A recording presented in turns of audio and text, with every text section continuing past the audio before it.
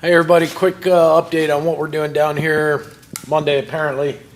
Got the back seats to my dually. You'll remember the front seats we did, I don't know, a couple weeks ago. I showed you recovering the front seats.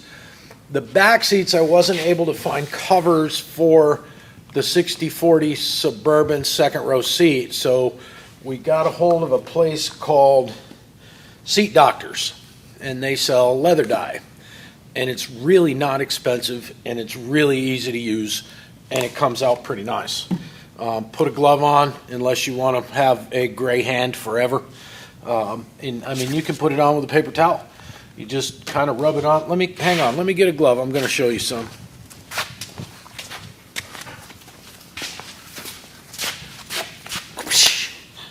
How many of you have heard that? Okay. But just basically, I use these shop rags. They're lint-free because you don't want to have your dye linty. I'm going to fold this seat up just because I've already done the bottom some. I want to get another coat on the back. Fold this up out of the way. And then there's a lot of different ways you can do this. It says you can do it with a rag, a paper towel, or the foam brushes that you get from Lowe's, the real cheapy ones. I didn't try that because this seems to be working out pretty good. When it goes on, it does not look pretty. It looks streaky and the wrong color. But when it dries nice. It dyes the threads, it dyes the leather.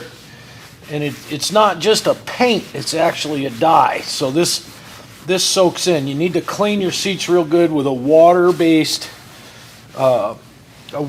cleaner. You don't want to use Prepsol or anything that's chemical-based because it ain't gonna stick. So you just put it on and kind of rub it around like that. Like I said, it doesn't look super when it's going on, which is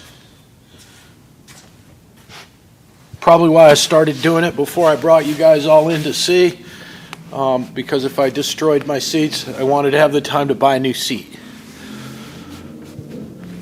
So, a lot of car dealers will do this. A lot of people that don't want to pay all that money to get leather seats redone, you can do this. I'm changing the color just a little bit on these seats to match the front, but you can do it just as just to kind of spiff them up a little bit, make them nicer. It is by no means an easy way out of cleaning your seats. If your seats are dirty, clean them. A lot of detailers will use steam cleaning on leather, and that seems to work out pretty good. Make sure you cover everything, and like I said, when you first put it on, it really looks not so good, but after it dries out, it really looks good. So I'm happy with it. Again, it's just the shop truck. Not that I'm making excuses for anything, because when you see this dry, it really looks nice. We got a couple of projects going on here today. There. And that's pretty much it. I think this bottle of dye cost me like $40 online. Like I said, it's called Seat Doctors. You send them your VIN, and they send you any color you want, or you can custom mix a color. So this does not flake, chip, crack, peel, any of those things. It actually works out pretty good. You can go back and just touch it. Look at me telling you wear a glove, and I didn't. Some of the other things we got going on. Last night I was here. We primed a whole bunch of parts.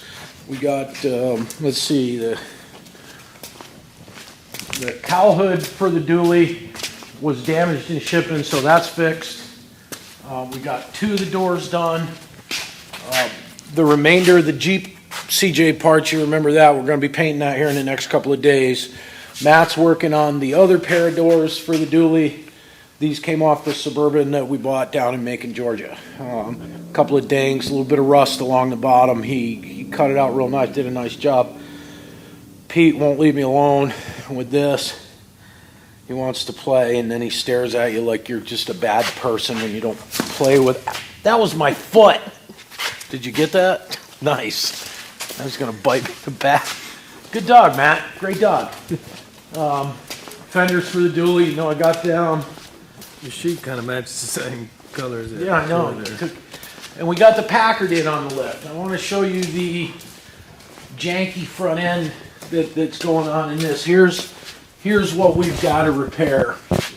Here's what you can't get. Show them up in here. This wishbone looking.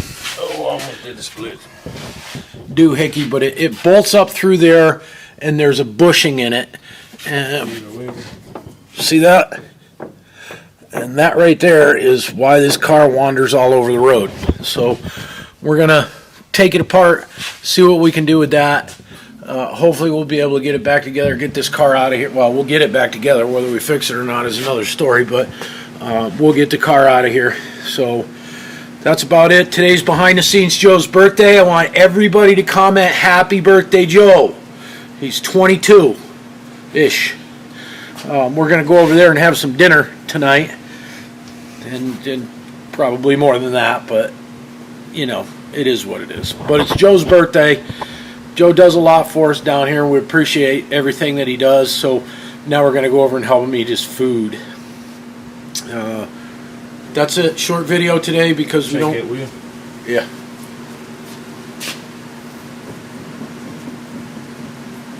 And that's an entirely different problem. So we got to go over everything on the staff car. So Better start looking for parts now. Can't get any parts for this car. And make them.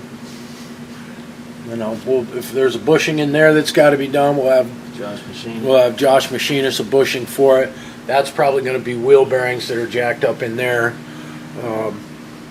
That I know we can get that, but it's some of these steering components that only went in this car that are going to be kind of hard to find. But if you take a look, the underside of the car looks just about as nice as the top. It's pretty clean. It's been restored. It's been got 20 years since this car was painted, and I don't think he's put 1,000 miles on it. It just, you know, it was just a thing that he wanted to do, so he did it. Check the rear end out. It's kind of trippy the way that works, huh? Looks like it dropped right out of there. Well, no, exactly. Well, the thing about it is the rear end is usually straight up and down, and your third member goes in, then your axles go in. This is on a, I don't know, I guess I call it a little bit more than a 45-degree angle. Very, very strange. Not sure what the engineering idea was behind that, but I'm sure that we can probably figure out why that is. I would have to say because the entire thing's bathed in oil, even when it's sitting, instead of just being halfway up on the axle and getting grease in it. But that's the Packard. So we picked up a couple of Mustang Camaros this weekend. I just talked to gentleman Ed Moore from Los Angeles, California, that shipped his car here, but he's moving to Tennessee, so he won't be here till the end of December, so we're not in a tremendous hurry to get working on this car. But I talked to him a little bit, simply because the way he described the car and the way the car actually is were a little further apart.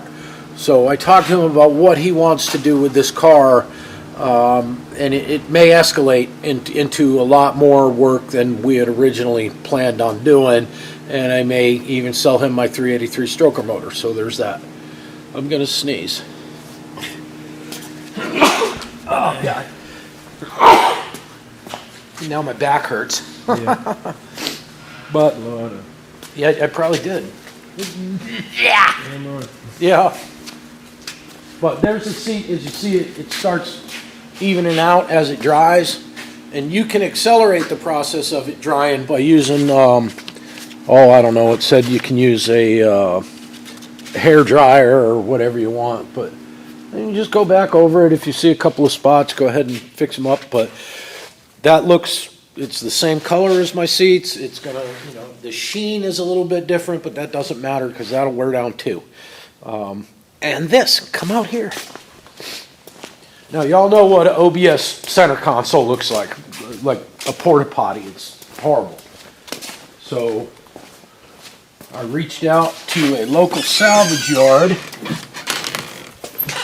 and we got this, which is from a 2000 up to 2006, I believe. And you have to specify which one you want because some of them have electronics in here, which I didn't want. This has electronics in the back to adjust your radio and so forth. We're going to make a block off plate for that. This is where our air gauges are going to go. It's even got a built-in subwoofer in the front of it, so we're going to try and wire that into our system. But it's the same color and it goes right up to that 99 dash. So that's going to be a nice upgrade on that truck. Other than waiting for the insurance lady to come down here and charge me $1 zillion for this year. Oh, I feel like there's something on this time. It's probably from when I sneezed. Something in the background. It's like, It's probably from when I sneezed. kind of looks like Florida. But that's it. We're like you said, short day. It's Joe's birthday. You better put in the comment, "Happy birthday, Joe." People,